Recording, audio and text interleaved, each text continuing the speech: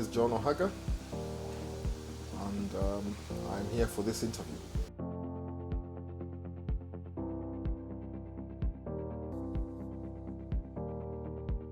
Good morning, Mr. Ohaga. Good morning, Jerry.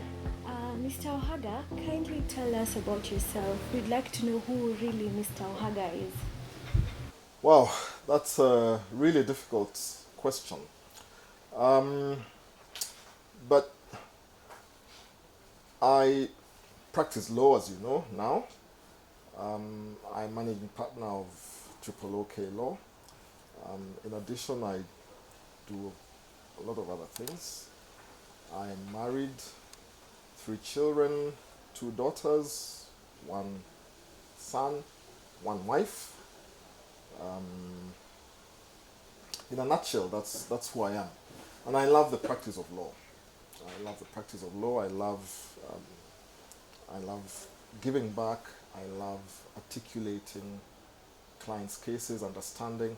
But I also find that I have a love for sitting down and listening to disputing parties and assisting them to arrive at a resolution of their disputes, which has led me now into arbitration and dispute resolution in other forums, such as the Sports Tribunal, which I chair. And I've just continued to expand what I do. So with respect to expanding the law, for instance, and I'm very passionate about ADR, I now sit on the Mediation Accreditation Committee because I think that mediation is integral to our breaking a backlog, shall we say, in the court system. I sit on the board of the Nairobi Center for International Arbitration, which promotes arbitration as well, both domestic and international.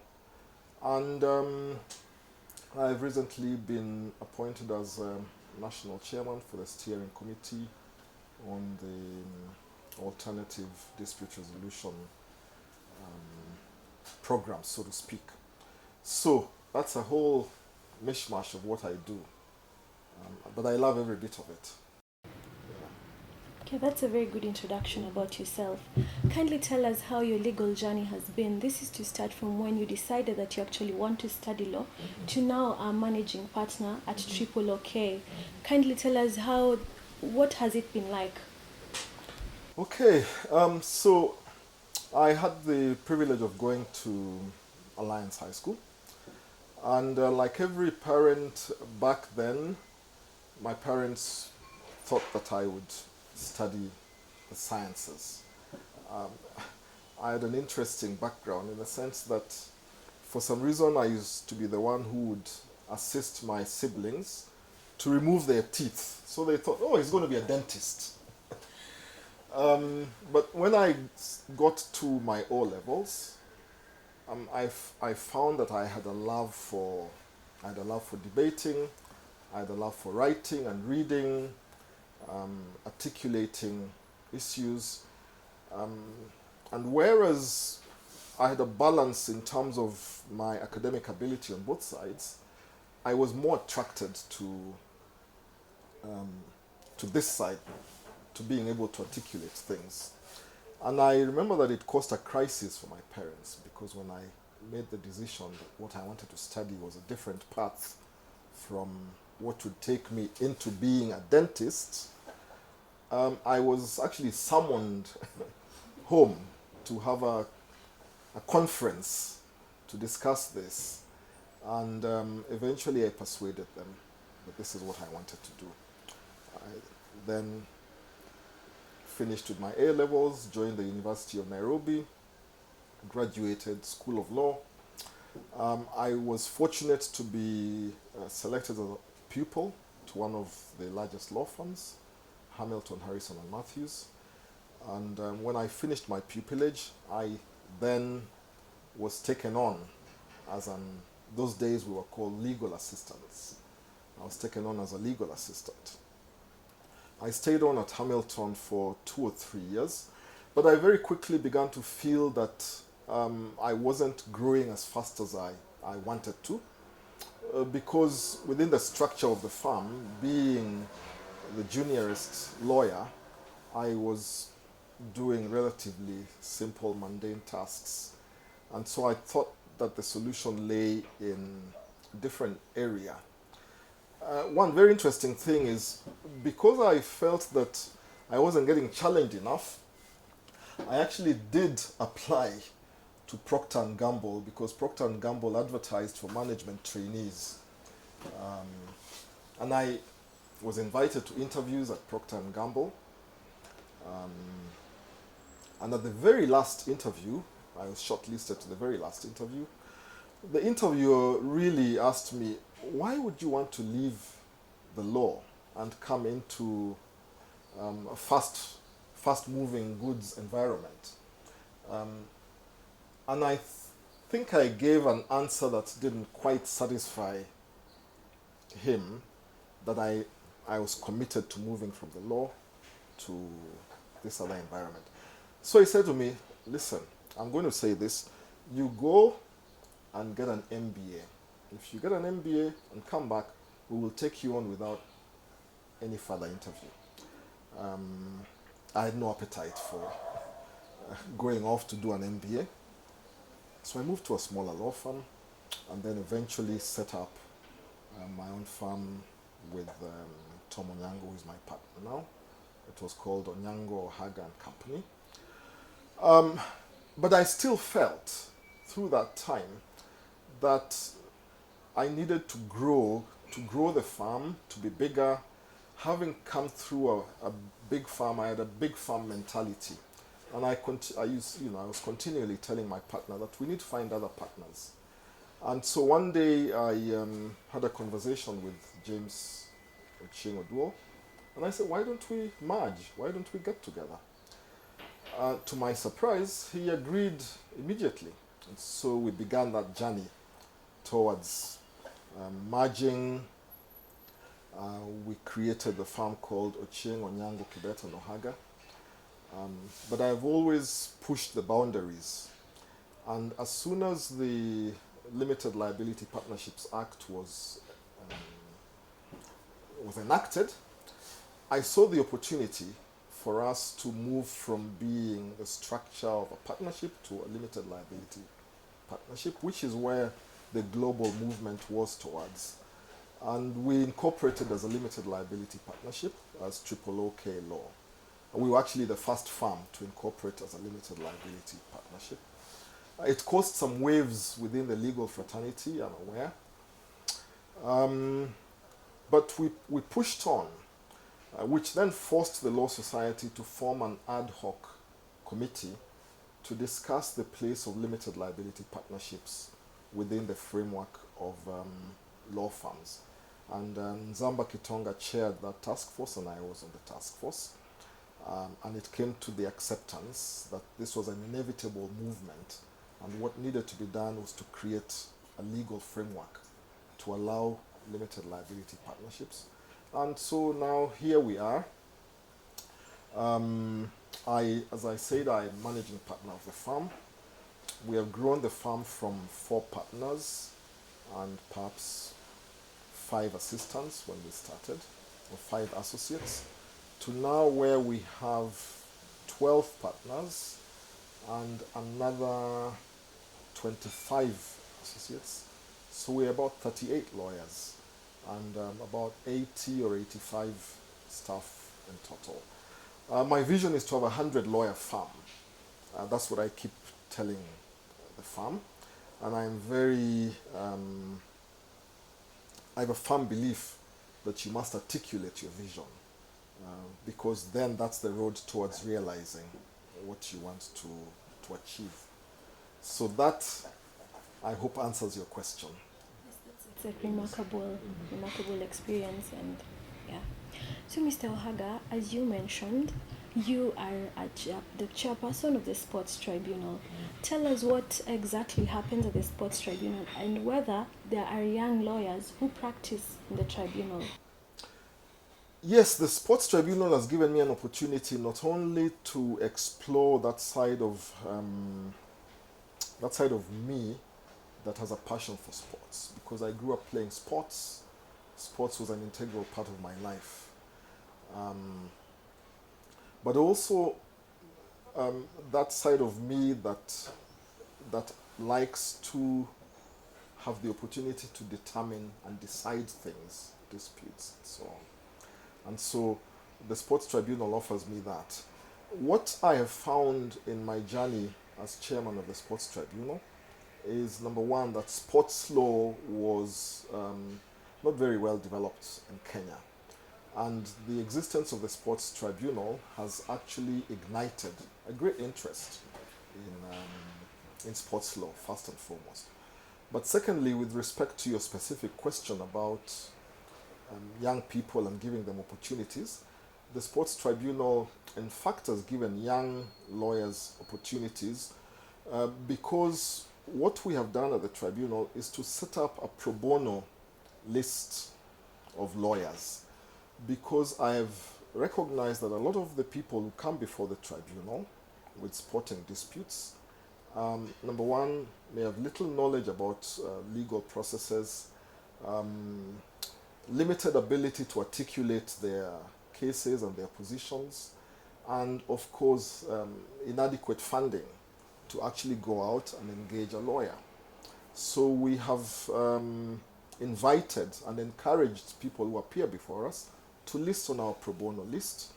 And whenever a person comes before us who has inadequate limitations around representing themselves, we always offer them the opportunity for the tribunal to allocate to them a lawyer.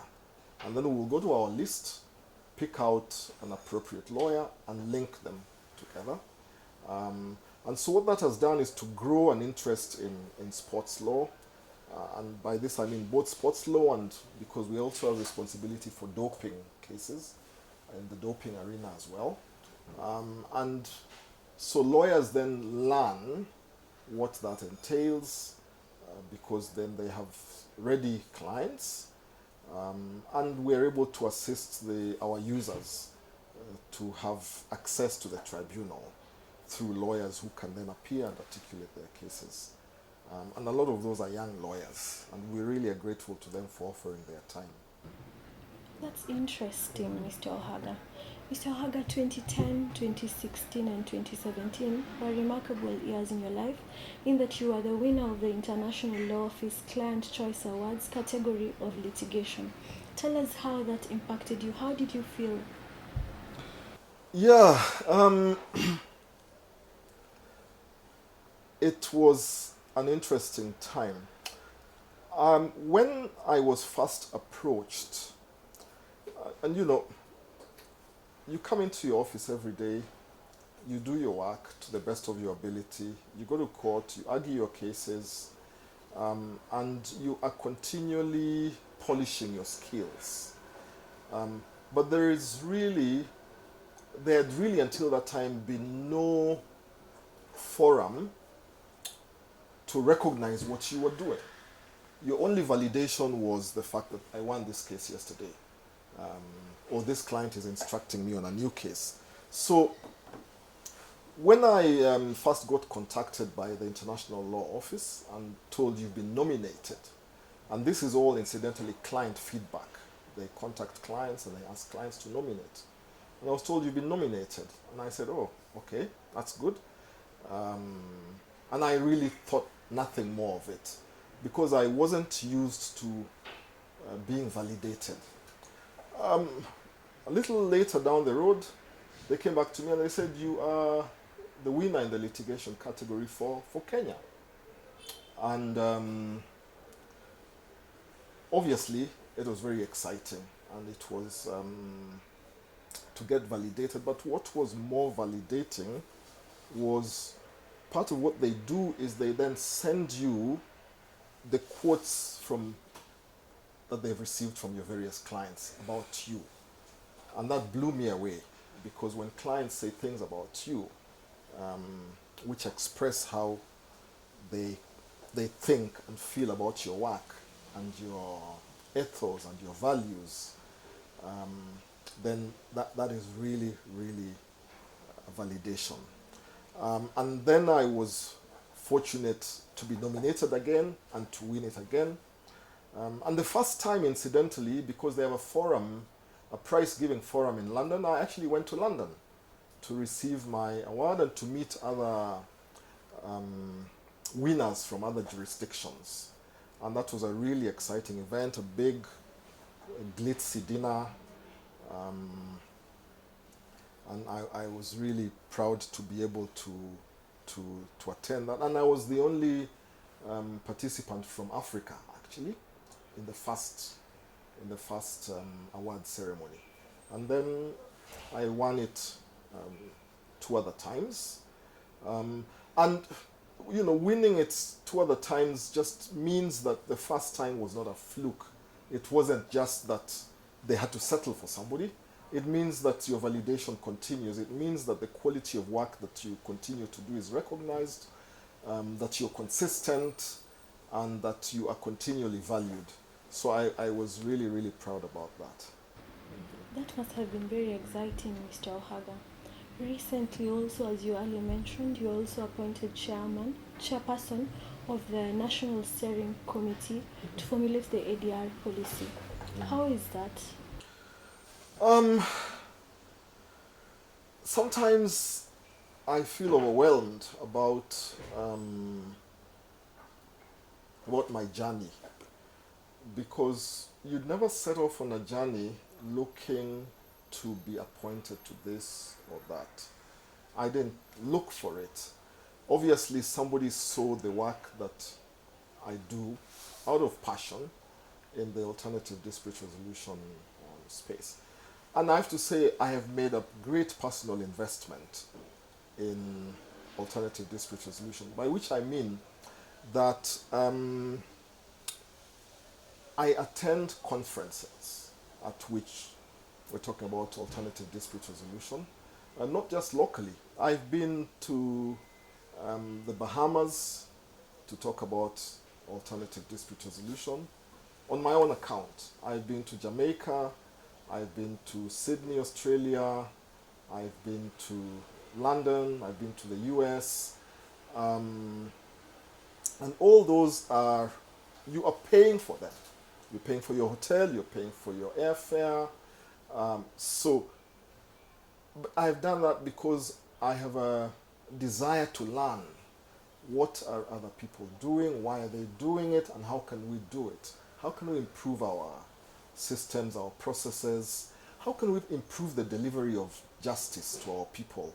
What other tracks can we give them? Because you cannot be a one-track country from our dispute resolution focus, in the sense that you cannot only offer people the courts as the only available forum. And so that desire to be able, number one, to offer my client options, my various clients options, so that when a client comes to you, initially thinking that this must go to litigation, you're able to say, no, actually I think this is better suited to mediation, or I think this should go to arbitration, or I think you should simply negotiate this. That value addition. And then being able, on the other side, when I sit as a determinant, to be able to treat the parties in a way which promotes their ability to resolve their disputes in as amicable a way as possible, as efficacious a way as possible. So that journey has then led me to the point where clearly somebody, the Attorney General, has acknowledged my work in that space and seen it suitable to appoint me to chair this committee. And I'm grateful for the opportunity, and I'm excited because it gives us an opportunity to continue to develop the landscape, improve what we already have, and leave a mark. And that's what I'm looking forward to. You do come to the LSK Nairobi branch mentorship forums, and in the last mentorship forum, there is one value that you really emphasized on, which was the value of integrity. Why do you think integrity is important to a young lawyer? You know, in the end, integrity is everything. Because if you have, I read this quote, I forget by who, it will come back to me, which said if you're looking to employ somebody and they have the technical ability, you look for two things: technical ability and integrity. If they do not have integrity, don't bother employing them. And that's my approach. You cannot, though, always know whether somebody has integrity or not when they come to you, because that's something that is in their makeup, in their history, in their culture. So the other thing that you have to do is to teach. Teach integrity, teach the tenets of integrity, teach why it is important, teach how integrity impacts society, and not just in the legal sphere. When you look at something like the whole issue now relating to the Boeing Max airplane and the crash in Ethiopia, in my view, it was an integrity issue. Yeah? An integrity in terms of the engineers and Boeing putting forward profit and commercialization before the integrity of the work that they did in building that airplane. And so what has happened? It has led to loss of lives, but more than that, look at how it has impacted Boeing's business. You know, their licenses have been withdrawn, they're undergoing a review. This is what integrity is all about. And so I really, I'm a firm believer that that we must teach our young people integrity and teach them the value of integrity, because integrity is a long-term objective. Integrity, you never look at integrity as what is the payback. Integrity is its own payback. It will be recognized in you, in the steps that you take, in the way that you voice your opinions, in how you deal and relate with people. And people recognize that, and they will eventually respect you for it. And so I do not think that it is a negotiable value. Okay.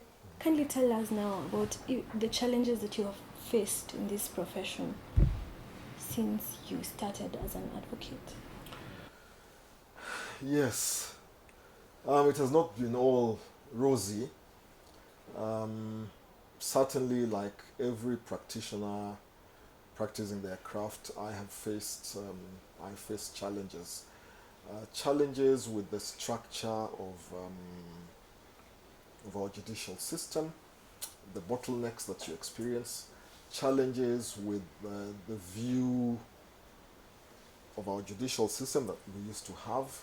I have had clients who have come to me and they have said, we will give you this case providing you can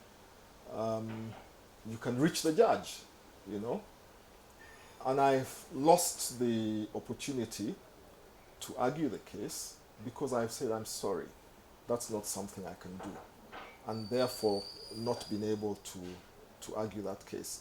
I have had situations where, and growing up in the legal system, I remember one time appearing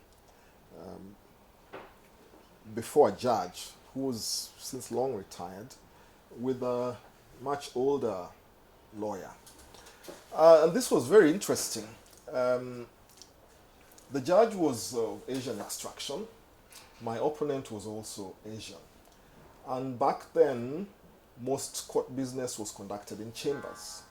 And so it was a very important case for my client. And we went into the judge's chambers, and the judge would close the door and everybody would wait outside. And you know, for the first 10 or 15 minutes, the judge and my opponent conducted a conversation in their language while we sat and waited. You know, and now, what outcome do you expect in a situation like that, where the judge is completely oblivious to your presence or insensitive to the fact that you cannot take part in this conversation? You don't know whether they're discussing the case. You don't know whether they're discussing a social interaction. You don't know what they're talking about.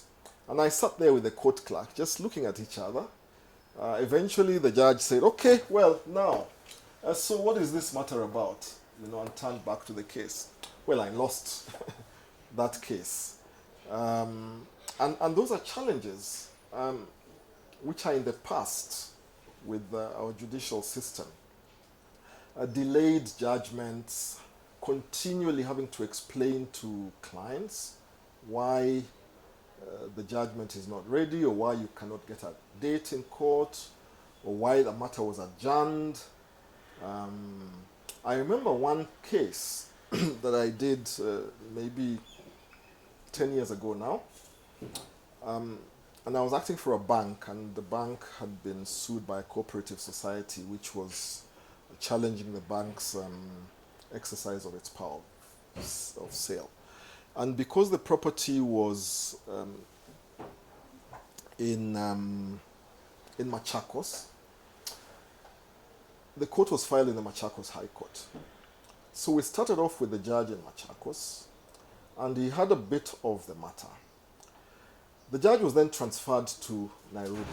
So we said, we've gone this far, Judge, can we bring the file before you? So the judge said, okay, fine. So he came to Milimani, and we continued there. But given the speed at which the justice system works, despite the judge having been here 3 years, we had not finished. He was transferred to Mombasa. So again, we said, Judge, this is how far we've come. Can we follow you to Mombasa? Again, the file was transferred to Mombasa. And believe it or not, we finally finished that case in Kisumu when the judge was transferred again. So this is, you can imagine, a hearing over a 7 or 8 year period. Yeah. In that period, I probably changed my witnesses 3 times, because you've got witnesses who are bank employees. They leave employment, and you then have to get a new witness. This one leaves, then you have to get a new witness. And when you think about all those difficulties, those are challenges that you have to encounter. And so it's been, they shape you, they shape your thinking, which is why today I'm such a proponent of ADR. Finally, Mr. Ohaga, what advice can you give to the young lawyer outside? What can you tell them that is very important? To the young lawyers, and we take on a lot of young lawyers. We take on 11 or 12 pupils every year, and we even though the statutory requirement for pupillage is 6 months, we insist that they undertake a 1-year pupillage, because I do not think that 6 months is sufficient for them to have a mentoring relationship through every senior advocate in the firm. And then we try as much as possible to absorb as many of them as we can. And so we have a real interaction with our young lawyers. And then I find different forums at which to speak to young lawyers, because I truly believe that we owe it to the profession to teach, to mentor, to guide. I say to young lawyers always that there is no quick path to success. You must slog it out. You must stay the distance. There is no substitute for discipline. There is no substitute for hard work. There is no substitute for a detail-oriented appreciation of the matter that is before you. But there is no substitute also for being equipped to advise your clients and articulate your case before the court. And that equipment is not just limited to a technical knowledge of the law. You must have a broad view of the world. What is new? Today you have to have an idea of technology, the interface between law and technology. Going forward, more and more we're talking about artificial intelligence. You must be aware of that and how it will impact you and how it will impact your ability to practice law. So the training and the equipping of a young lawyer today is actually much more complex than it was, I think, in my time growing up, the competition is more fierce. There are more lawyers coming through every day. But the other thing that I always tell our young lawyers is, irrespective of how many lawyers our universities churn every year, there will always be room at the top. But you have to get there, because the journey to get there is not easy.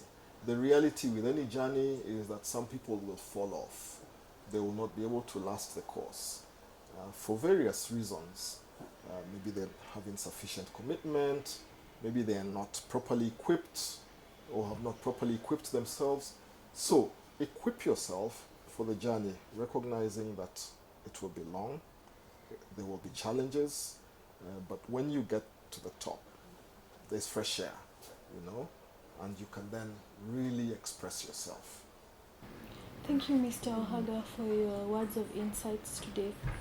To the viewers, thank you for watching LSK Nairobi Branch YouTube Mentorship Series.